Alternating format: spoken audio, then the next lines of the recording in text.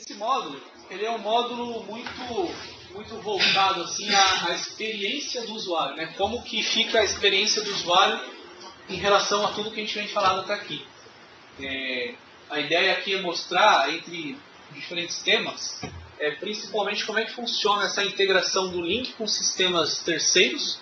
Sistemas terceiros, eu quero dizer Facebook, LinkedIn, etc. E como que o link integrado ao Exchange funciona para juntar tudo isso numa coisa só e mostrar para o usuário a melhor experiência possível.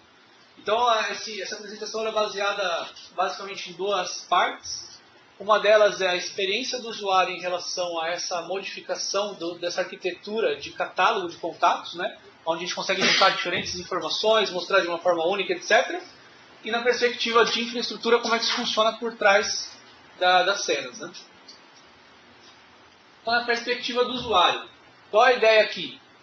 É que o usuário tenha acesso, acho que foi uma das primeiras coisas que eu comentei, é que o produto foi conceituado para que a pessoa esteja no centro da informação. Então a ideia é que eu sempre busque a informação do Bruno. Não importa se aquela informação está vindo de uma rede social, se aquela informação está vindo do meu Active Directory local, ou se ela está vindo de um catálogo de contatos que eu cadastrei manualmente no meu celular.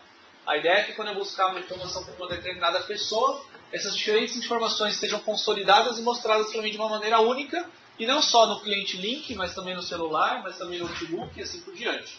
Então houve um investimento muito grande em relação a esse tema para garantir que a pessoa, o nome da pessoa seja sempre o ponto focal da busca. E todas as outras informações venham atreladas àquela informação. Então aqui a gente tem um exemplo bem prático disso. Como é que funciona aqui esse contato da Frida? Ele tem aqui várias informações. Tem o telefone da casa dela, do celular, o do trabalho, o e-mail dela e etc. Essas informações todas, elas vêm de diferentes repositórios, né, de diferentes origens. Ela pode estar vindo do meu cliente link, porque eu habilitei ela no meu link. Ela pode estar vindo informações do Facebook, LinkedIn. Ela pode estar vindo informações pré-populadas do Active Directory. E aí tudo isso é juntado e agregado dentro de um contato único dentro do Exchange. Então a ideia é que quando a gente passa a usar o Exchange, o Unified Contact Store, é que o Exchange passa a ser o contato único ou o repositório único de contatos que eu tenho atrelado àquela determinada pessoa. Então o Exchange passa a ser o repositório que agrega ou dá um join, né, nessas informações e cria um indexador daquilo. Então toda vez que eu buscar o Bruno, esse Bruno tem ponteiros para diferentes contatos. E aí eu sempre vou mostrar o Bruno principal e não repetir diferentes informações para diferentes Brunos e assim por diante.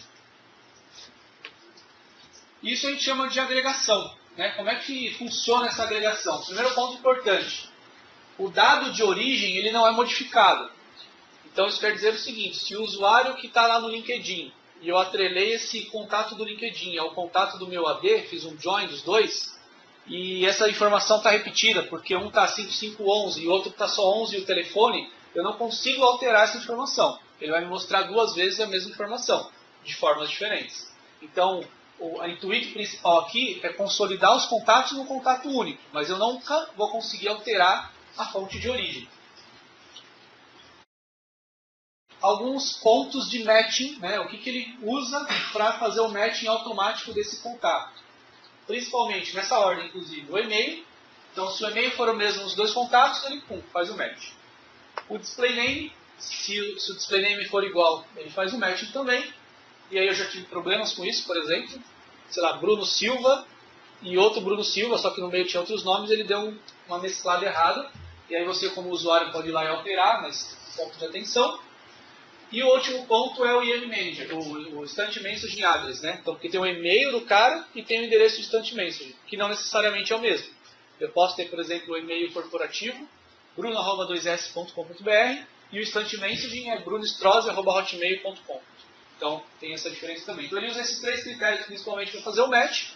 Você pode ajustar isso, se for o caso, ou juntar, se ele não conseguiu identificar que o Bruno Silva é a mesma coisa que Bruno Strozzi alguma coisa Silva, por exemplo. Como eu comentei, os contatos podem ser manualmente linkados ou deslinkados. E quando você faz uma busca por nome, ele vai trazer sempre o nome da pessoa, o contato daquela pessoa do Exchange. E aí ele vai trazer as informações ao redor daquela pessoa. Se você fizer uma busca por e-mail, ele vai trazer o contato atrelado àquele e-mail. O que isso quer dizer na prática?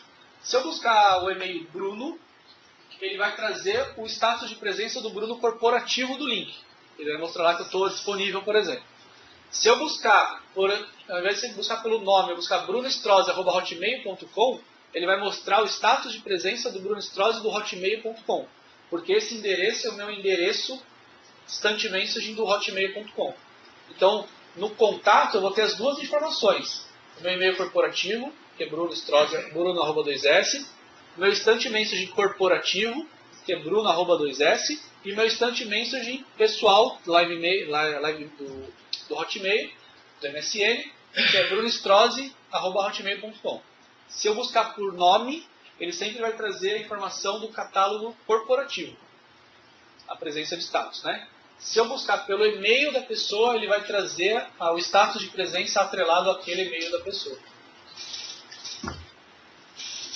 E aqui a gente vê um exemplo prático de como isso funciona, né? Eu tenho aqui na minha GAL algumas informações preenchidas, nesse caso aqui somente o telefone corporativo e o e-mail. Junto com esse catálogo corporativo, ele juntou com o meu catálogo pessoal, que eu criei manualmente no Outlook, onde eu populei as informações de celular e a casa da Frida. E no final das contas, ele mostra uma informação única. E aí essa informação única é mostrada não só no cliente link, no cliente Outlook, no cliente celular e assim por diante.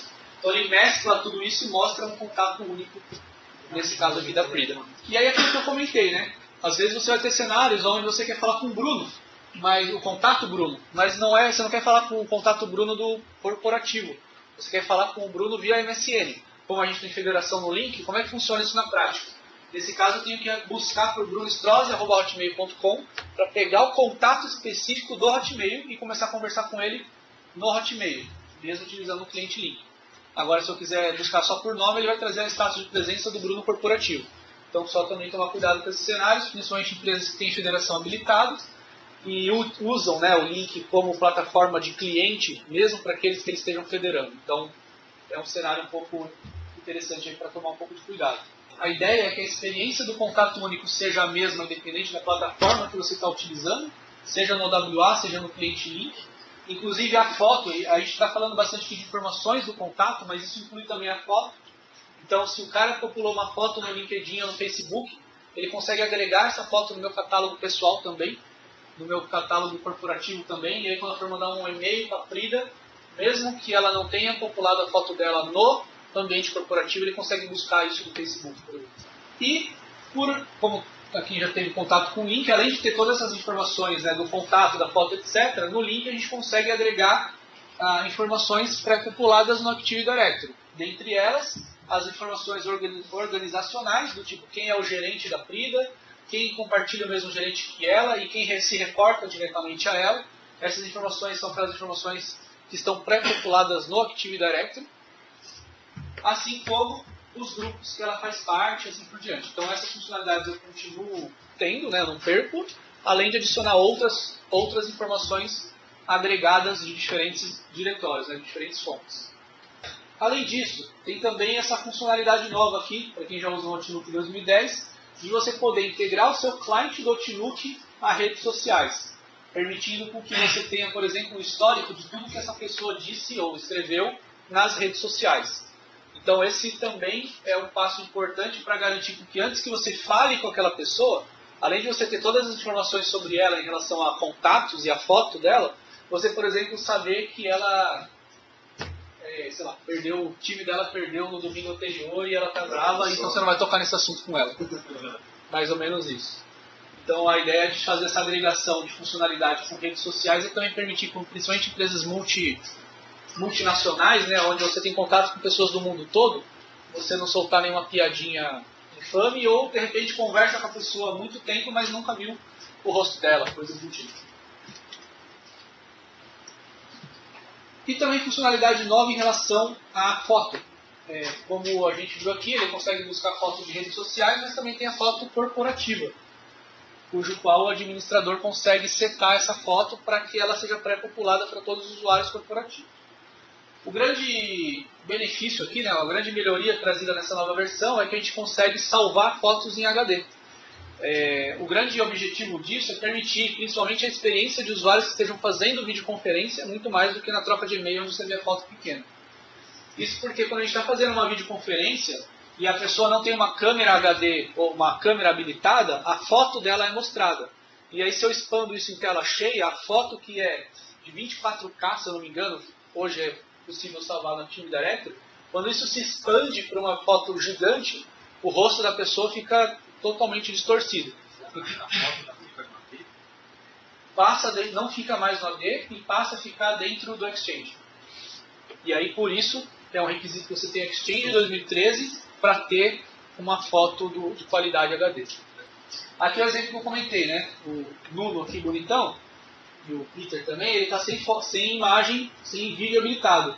Mas por ele estar fazendo uma videoconferência, a foto dele acaba ficando grande, e se isso fosse uma imagem de baixa qualidade, ia ficar toda distorcida.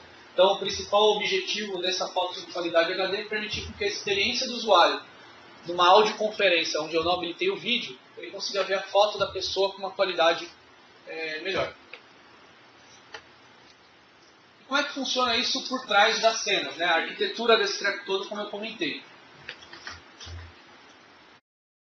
Essa arquitetura vocês já viram, mas é principalmente para mostrar que não muda nada. Na prática, eu não preciso de nenhum requisito adicional em termos de infraestrutura para permitir que eu tenha uma foto HD, por exemplo. Eu não preciso criar nenhum tipo de publicação de URLs e coisas do tipo adicional, nada disso. O que vai funcionar na prática é que toda vez que o cliente link for precisar fazer o download daquela foto, se for um cliente link 2013, ele consegue se conectar diretamente no Exchange e fazer o download daquela foto. Se for as versões anteriores do link, ele se conecta no front-end, o front-end se conecta no Exchange e mostra a foto para o usuário. Então esse slide aqui é muito mais para reforçar o discurso de que eu não preciso ter nada adicional por conta dessa funcionalidade. Para habilitar essa funcionalidade, a gente precisa integrar o link ao Exchange, e isso é feito não só para essa questão da foto HD, mas também para permitir, por exemplo, com que você tenha o Instant Messaging Web atrelado ao Outlook Web Access do Exchange. E aí existem esses comandinhos aqui, e aqui tem um blog que explica passo a passo como fazer. Então eu preciso de fato integrar, né, o link 2013, o Exchange 2013, e aí sim ele passa a ter essa funcionalidade de foto HD, que é uma consequência do Unified Contact Store, e também vai acabar trazendo aquela funcionalidade de você ter o Instant Messaging do link atrelado ao Outlook Web Access do Exchange. Como eu comentei, isso tudo é fruto do Unified Contact Store, que passa a ser um repositório único de todos os contatos. A gente já abordou esse tema aqui também anteriormente, mas só para recapitular, a ideia é que o Exchange passe a ser o seu catálogo único de endereços. E toda a agregação de contatos de diferentes repositórios sejam agregados a esse contato principal, e o cliente link, o Outlook e todos os outros clientes que precisam dessa informação se conectem ao Exchange 2013. Como eu comentei, o cliente link se conecta diretamente ao Exchange 2013. Já os clientes legados permanecem sincronizando através do address book do link, do servidor link. E aqui é um diagrama de como funciona essa história, né? Como eu comentei já novamente, os clientes link e Outlook se conectam diretamente ao Exchange e fazem a busca dessa informação, né, dos contatos da foto, as informações do celular do cara, etc.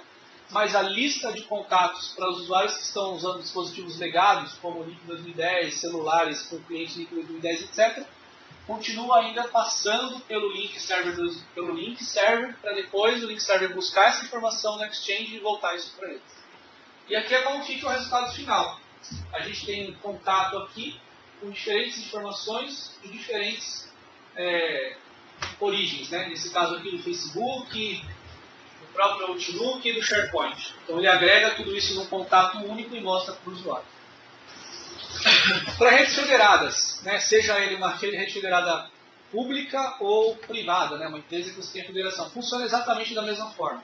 Os usuários que eu tenho federação vão conseguir agregar aquele contato dentro do meu Exchange, né, através do link, e associar aquele contato a diferentes sources de informação. Então, por exemplo, eu que tenho federação com a Microsoft, quando adiciono alguém na Microsoft, que é uma parceira federada nossa, eu consigo buscar a foto daquele cara, não que está no diretório da Microsoft, mas que está no LinkedIn dele.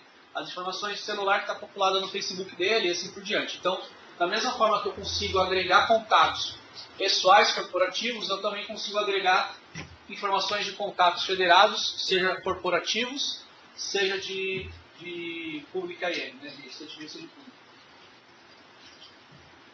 Cenários de múltiplos pools. Funciona exatamente da mesma forma. Os diferentes pools se conectam ao Exchange e aí o Exchange continua sendo o responsável por fazer aquela unificação dos contatos. Não muda nada em relação a isso.